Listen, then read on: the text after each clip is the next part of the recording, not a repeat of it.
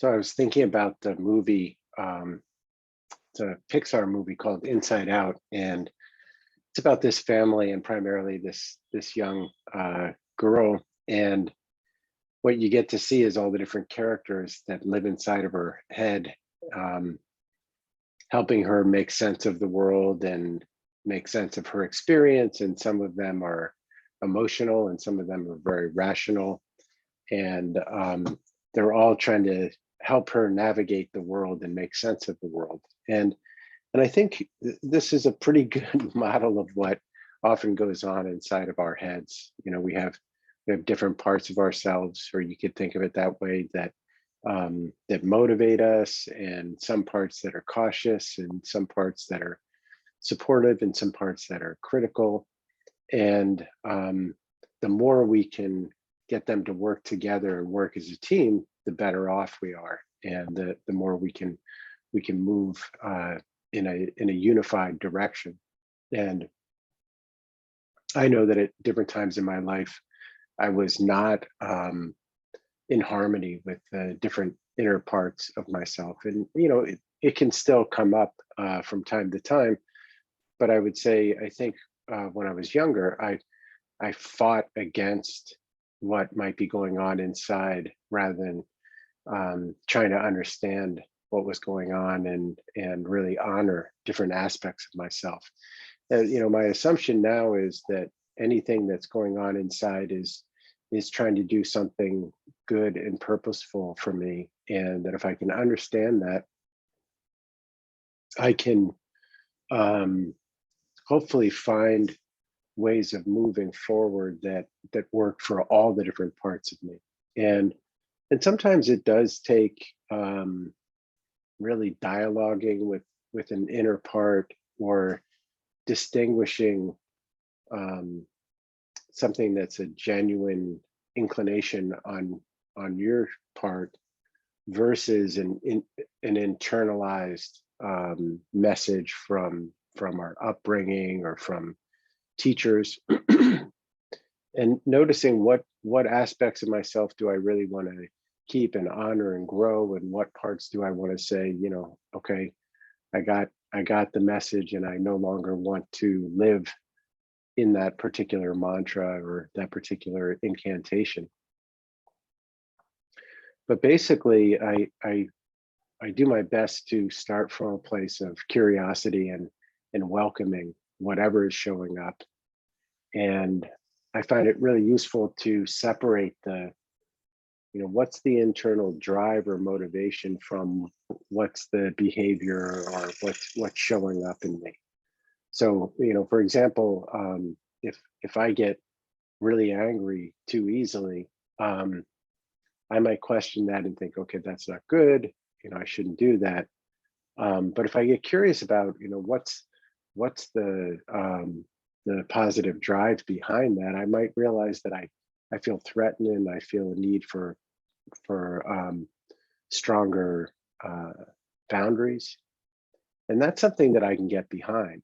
I can really see that, okay, that's something that I need, but maybe I can choose a different response to get that result of feeling safe, feeling respected, without whatever default behavior I learned along the way that's coming from that inclination. Same thing is, I may get an inclination to eat bad food all the time, and I really respect that. I respect the desire to indulge in great food and unhealthy food, but there's another part of me that also wants to honor my goals health wise, and I'm not fanatical about that, but I want to identify ways that I can honor both parts of myself. How can I respect the part of me that wants to be reasonably healthy, and at the same time really enjoy and respect the part of me that really wants to indulge and enjoy some really unhealthy food occasionally. So one way might be, the key is in that word occasionally, like occasionally giving myself the opportunity to really indulge and enjoy myself. But another way might be, are there foods that I can still experience that feeling of indulging, that are perhaps a little healthier? Um, so I may just change the choice of food a little bit, or get a little more discerning in what I'm eating. Also, that's an interesting one, because years ago, when I was in my 20s, I loved this thing of, I would crave chocolates, and or I'd crave something like, if somebody put a milkshake in front of me, I was like, oh my God, that's what I really wanted. And I was talking to somebody, and I don't know if it was true, but this guy suggested that he had heard that when you're craving something really sugary like that, he said your body's actually craving or needs protein. And so a couple times I tested it, and I don't know if that's true. I never sort of followed up on the research, but what I did find is, if I caught that urge, and I just went and got some foods that were more rich in protein, or even just ate some nuts or things like that, it really helped curb the other urge. So I found another way of, like, both acknowledging it, like, yeah, this is something that I want, but if I do this other thing first, it's not quite as strong. Now here I'm talking about diet, but this could be anywhere. It's really whenever you notice different parts of you that are seemingly at odds. I recommend getting curious and really hearing out both sides, and seeing if you can come to agreements that work for the totality of you. And it's interesting, because this is a context where the internal or the interior experience really models the exterior.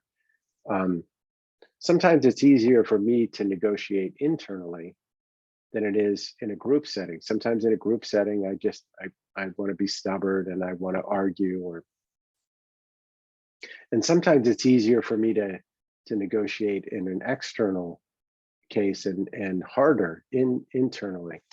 When that happens, what I found is it's usually because two parts are too closely intertwined and gridlocked, and I might need to really get curious about both. And it may take me a little while to untangle what each part is wanting, and then going about and seeing if there's some solution that I can find for that. In any case, if you haven't seen that movie, it's a pretty short movie, but it's a good movie, and it's worth checking out. And for me, it was a really interesting opportunity to imagine what it's like with all these different parts in my head, and seeing someone else go through that and see how they're navigating the world as a result. So I recommend it. It's called Inside Out.